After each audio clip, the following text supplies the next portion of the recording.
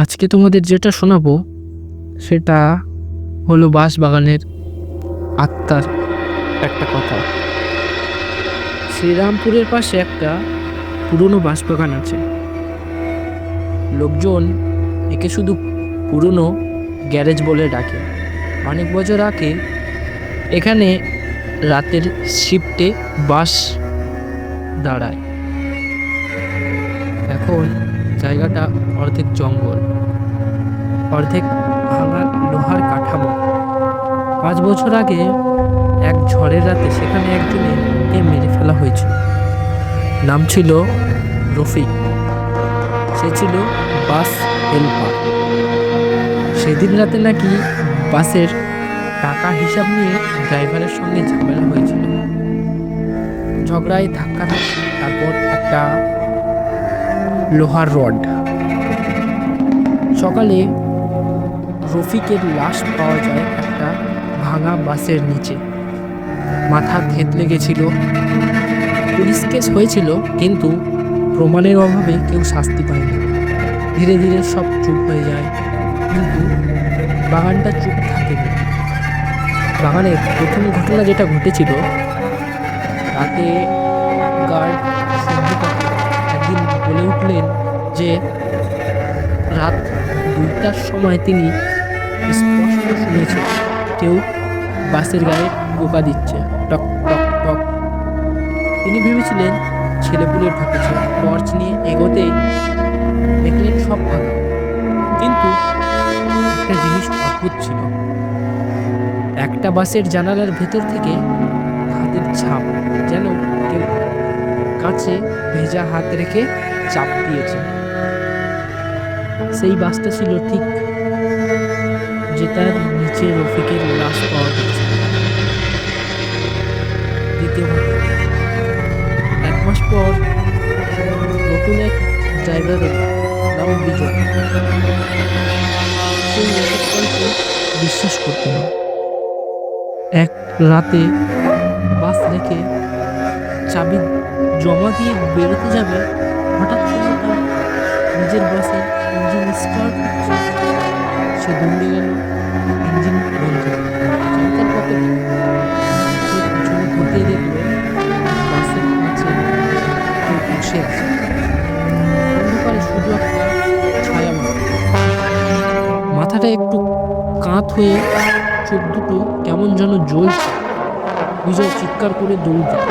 পরদিন চাকরি ছেড়ে দেয়। তারপরে সবাই মিলে ভাবলো যে ব্যাপারটা লুকিয়ে রাখা দরকার। এই সময়ে কলেজের 3 বন্ধু ঠিক করলো ব্যাপারটা জানতেই হবে। রাহুল, সুমন আর অর্পিতা তারা রাতে মোবাইল ক্যামেরা নিয়ে ঢুকে পড়লো বাগানে। রাত 12টা, হাওয়া থেমে আছে, চারপাশে অদ্ভুত নীরবতা।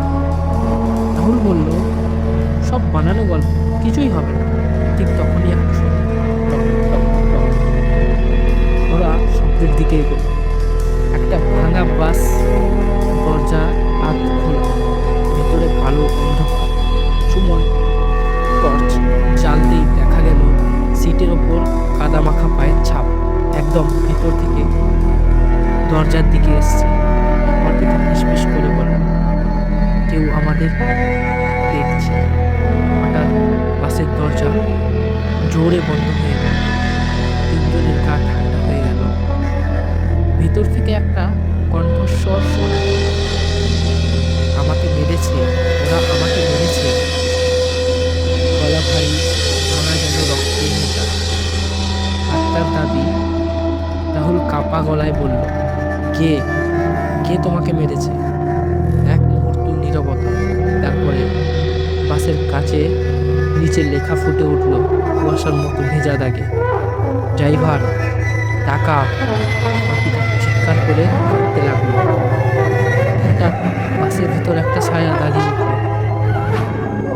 মাথা কাত, চোখ ফাঁকা, কপাল চ্যাপ্টা, যেন রডের আঘাতে ভেঙে গেছে। ওটা ধীরে ধীরে দরজার দিকে এগোতে লাগলো। রাহুল মোবাইল ফেলেই দৌড় দিল। সুমন পিছনে তাকাতেই দেখে ছায়াটা ঠিক তার সামনে। ঠান্ডা বরফের মতন একটা হাত তার কাঁধে। সে শুধু একবার চিৎকার করতে পেরেছিল, পরদিন সকালে লোকজন দেখে রাহুল আর অর্পিতা বাইরে অজ্ঞান হয়ে পড়ে আছে, সুমন নেই। ভাঙা বাসের ভেতর সুমনের মোবাইল পাওয়া গেল। ভিডিও রেকর্ডিং অন ছিল।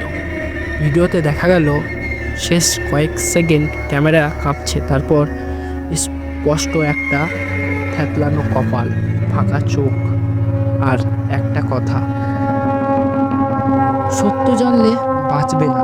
ভিডিও হঠাৎ বন্ধ। সুমনের দেহ আর কোনোদিন পাওয়া যায়নি।